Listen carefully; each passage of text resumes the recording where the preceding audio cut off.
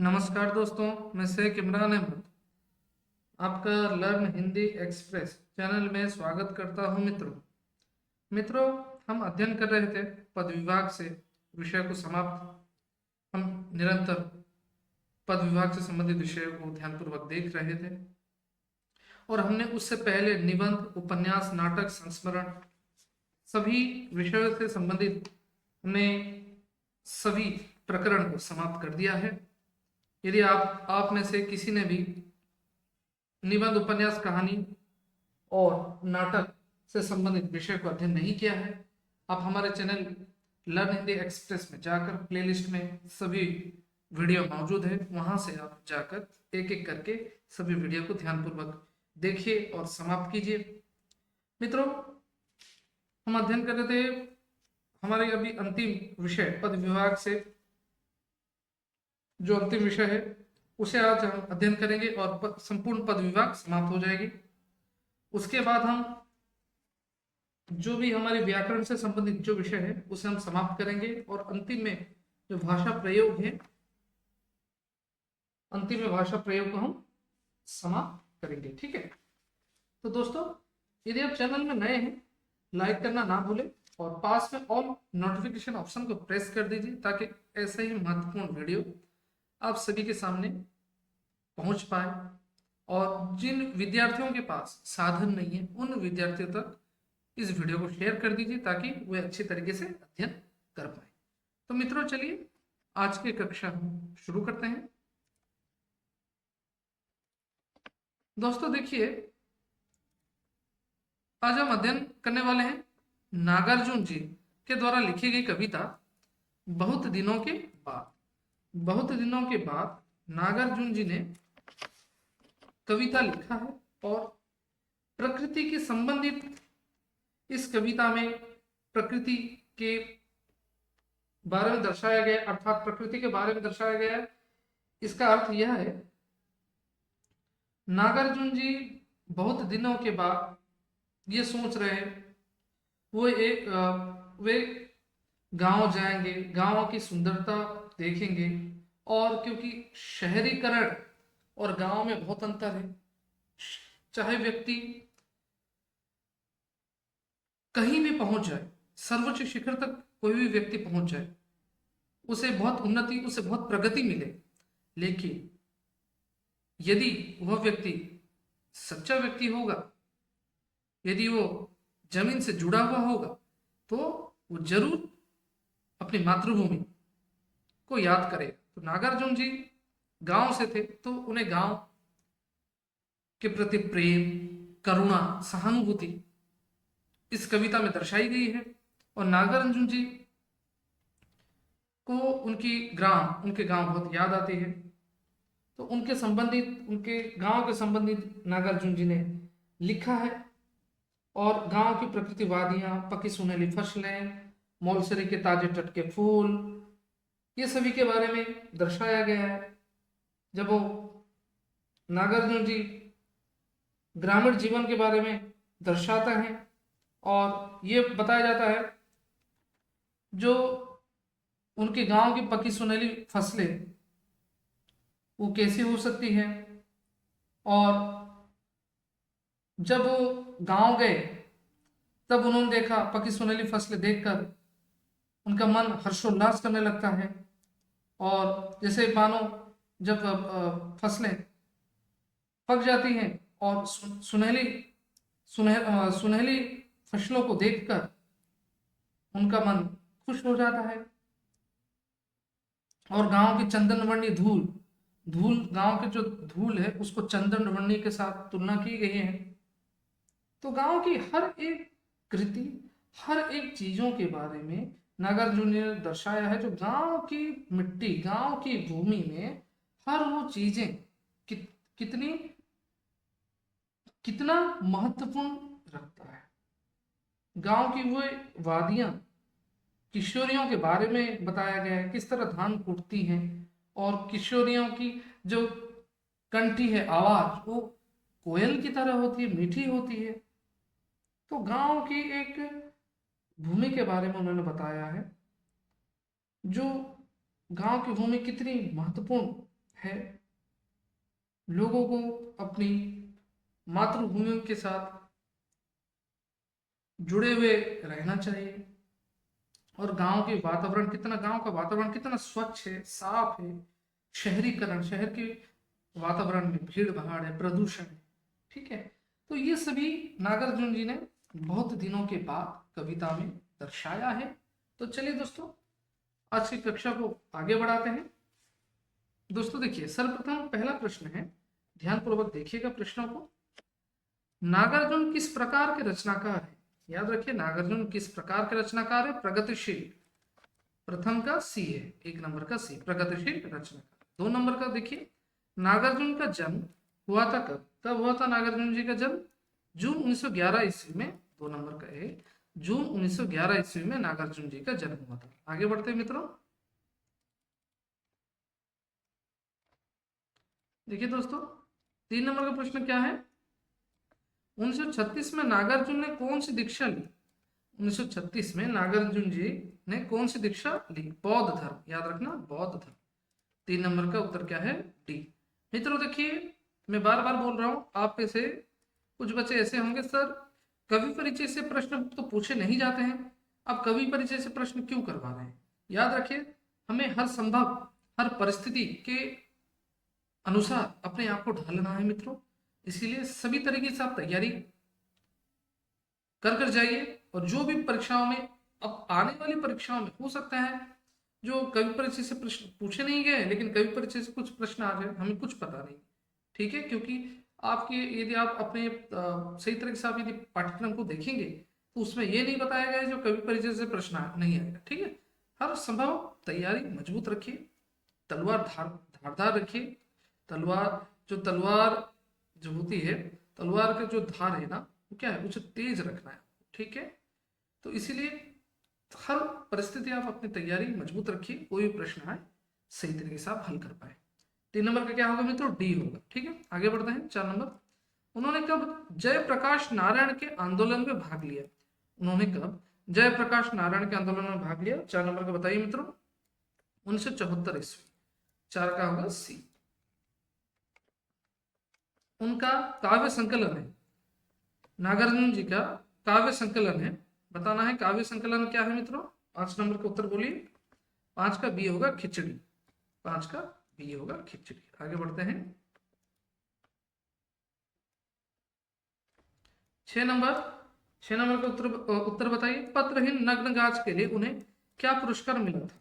6 number का क्या होगा? साहित्य अकादमी पुरस्कार मिला था। 6 नंबर का सी। आगे बढ़ते हैं। 8 नंबर, ये अति महत्वपूर्ण है, यहाँ पर मैं लिख रहा हूं अति महत्वपूर्ण, यहां से प्रश्न पूछे जा सकते हैं। देखिए 8 नंबर में, ये 8 नंबर के प्रश्न में से क्या पूछा गया, ध्यानपूर्वक देखिए। बहुत दिनों के बाद कविता कौन से कविता संग्रह से ली गई है? 8 नंबर में क्या है, पूछा गया है, बहुत दिनों के बाद कविता कौन से कविता संग्रह से ली गई है? 8 नंबर का होगा सी, युगधारा।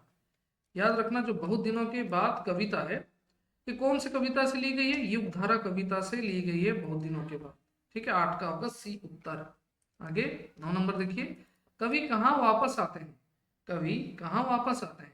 दोस्त के घर, अपने गांव, विदेश में, या अपने पड़ोस के घर? 9 नंबर का उत्तर बताइए मित्रों। 9 नंबर का होगा बी, अपने गांव। ठीक है, 10 नंबर का देखिए, कोकिल कंठी तान, इसका अर्थ बताइए। कोकिल कंठी तान, इसका अर्थ क्या है? कोयल के समान सुर। 10 नंबर का होगा सी उत्तर। ठीक है, आगे बढ़ते हैं मित्रों। 11 नंबर का बताइए, इस कविता में कवि ने किन बिंबों के माध्यम से अपने आनंद को व्यक्त किया है? इस कविता में कवि ने किन बिंबों के माध्यम से अपने आनंद को व्यक्त किया है? 11 नंबर का उत्तर क्या होगा मित्रों?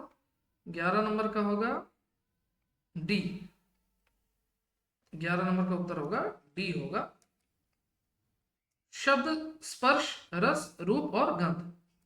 11 नंबर का होगा डी। ठीक है, आगे बढ़ते हैं।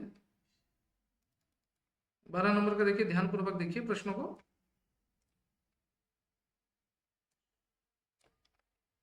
देखिए, ताजा हटके का तात्पर्य है, ताजा हटके का तात्पर्य क्या है? एकदम ताजा। 12 नंबर का होगा ए, ताजा हटके का तात्पर्य होगा एकदम ताजा। ठीक है, आगे बढ़ते हैं। 13 नंबर का देखिए, बहुत दिनों के बाद कविता कितनी है, बहुत दिनों के बाद कविता कितनी है, 13 नंबर का डी। नागार्जुन नहीं, ये देखिए यहाँ स्पेलिंग मिस्टेक किया है, कितनी है लिख दिया है यहाँ पे। ठीक है, मैं भी सोच रहा हूँ ये अटपटा क्यों लग रहा है। देखिए, बहुत दिनों के बाद कविता किनकी है, यहाँ पर आप सुधार कर लीजिएगा। ठीक है, किनकी, बहुत दिनों के बाद कविता किनकी है, याद रखना नागार्जुन जी की। 13 नंबर का डी होगा उत्तर। आगे देखिए, 14 नंबर प्रश्न को ध्यानपूर्वक पढ़िए।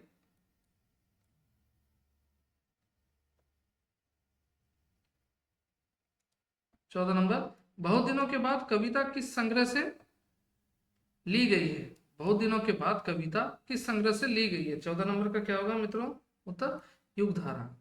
युगधारा, यहाँ पर देखिए प्रश्न पूछे गए हैं, बहुत दिनों के बाद कविता किस संग्रह से ली गई है, ली गई है को भी गई है लिख दिया गया, ली गई है। ठीक है, 14 नंबर का ये होगा उत्तर। आगे बढ़ते हैं मित्रों। अब की बार कवि ने जी भर क्या देखा, अब की बार कवि ने जी भर क्या देखा, पकी सुनहरी फसलें। जब कवि गांव, अपनी ग्राम भूमि जब चले जाते हैं, मातृभूमि चले जाते हैं, वहां पर वो क्या देखते हैं, पकी सुनहरी फसलें, और उनके मन में फसलों को देखकर उनका जो मन मुस्कुराता रहता है, हर्षोल्लास से मन मुस्कुराता रहता है, हर्षोल्लास से परिपूर्ण मन रहता है। किनका मन, नागार्जुन जी का। ठीक है, 15 नंबर का बी। आगे बढ़ते हैं, 16 नंबर देखिए बच्चों, कोकिल कंठी तान किसके गले से निकलती है, कोकिल कंठी तान किसके गले से निकलती है। 16 नंबर का मित्रों बताइए, किशोरी, किशोरी। 16 का सी होगा। 17 नंबर, गवई किसे कहा जाता है, गवई किसे कहा जाता है। 17 का बताइए क्या होगा उत्तर, गवई किसे कहा जाता है, गांव को, गांव को गवई कहा जाता है। 17 का बी होगा उत्तर। आगे 18 नंबर देखिए, कवि नागार्जुन का मूल नाम क्या था, कवि नागार्जुन का मूल नाम क्या था। 18 नंबर का बताइए, ये याद रखना, ये भी महत्वपूर्ण है, ये प्रश्न पूछे गए नहीं, तो ये प्रश्न पूछे ही नहीं गए, लेकिन आगे ये प्रश्न पूछे जा सकते हैं। देखिए, नागार्जुन जी का वास्तविक नाम पूछा गया है। ठीक है, कवि नागार्जुन का मूल नाम क्या है। 18 नंबर का क्या होगा, वैद्यनाथ मिश्र। 18 का सी होगा उत्तर। ठीक है, आगे 19 नंबर, कवि नागार्जुन को दूसरे किस नाम से जाना जाता है, कवि नागार्जुन को दूसरे किस नाम से जाना जाता है।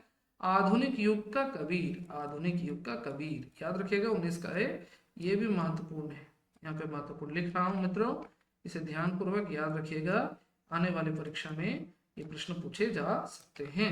ठीक है, आगे 20 नंबर देखिए,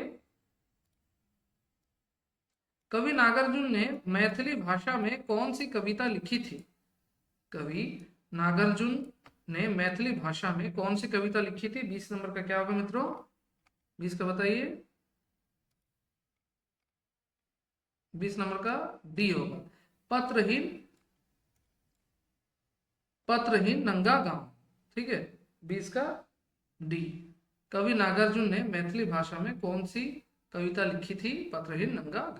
ठीक है, 20 का डी होगा उत्तर। आगे बढ़ते हैं, 21 नंबर देखिए, कवि नागार्जुन की कविताओं का सही क्रम निर्धारित करने के लिए बता रहा है।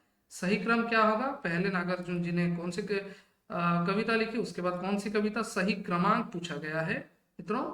तो ये प्रश्नों को मैं थोड़ा और छोटा कर रहा हूँ, ठीक है, ताकि आप सही तरीके से देख पाए। ठीक है, 21 नंबर का क्या होगा, डी होगा। पहले क्या, युग धारा है, उसके बाद सतरंगे पंखों वाली, प्यासी पथराई आंखें, तालाब की मछलियां, ये है सही क्रम। ठीक है, कवि नागार्जुन की कविता का सही क्रम 21 का डी होगा उत्तर। आगे बढ़ते हैं मित्रों, आज का अंतिम प्रश्न है, प्रश्नों को ध्यानपूर्वक पढ़िए और सही उत्तर देने का प्रयास कीजिए। 22 नंबर देखिए, कविता यह तंदूरी मुस्कान में कवि नागार्जुन ने किसकी और प्रकाश डाला है। 22 नंबर का क्या होगा मित्रों उत्तर, इसका बालक, बालक की ओर प्रकाश डाला है। 22 का बी। मित्रों, आज इतने ही प्रश्न थे, और बहुत दिनों के बाद कविता से प्रश्नों को हमने समाप्त किया है। संपूर्ण पद विभाग विभाग आप सभी की समाप्त हो चुकी है। फिर आगे हम भाषा अध्ययन से, व्याकरण से, जो भी व्याकरण से संबंधित महत्वपूर्ण बहुविकल्पिक प्रश्न है उसे ध्यानपूर्वक देखेंगे। मित्रों ज्यादा से ज्यादा बच्चों को शेयर कीजिए और चैनल में यदि आप नए हैं लाइक करना ना भूलें, सब्सक्राइब कर दीजिए और पास में ऑल नोटिफिकेशन ऑप्शन को प्रेस कर दीजिएगा। और इस वीडियो के नीचे व्हाट्सएप ग्रुप की लिंक और टेलीग्राम ग्रुप की लिंक, ट्विटर ग्रुप की लिंक में दे दूंगा, वहां पर जाकर आप ज्वाइन कर लीजिए, ताकि जो भी पाठ से संबंधित प्रश्नों को हम आलोचना करें, ताकि टेलीग्राम चैनल में भी हम प्रश्नों को आलोचना करेंगे और जो भी त्रुटि होगी, जो भी गलती होगी, हम उसे ध्यानपूर्वक देखेंगे और उसके संबंधित हम आलोचना करके अपनी पढ़ाई के स्तर को मजबूती दे सकते हैं। ठीक है मित्रों, चलिए दोस्तों आज की कक्षा को यहीं समाप्त करता हूं, फिर मिलते हैं एक नए विषय के साथ। धन्यवाद। जय हिंद, जय भारत, वंदे मातरम, नमस्कार।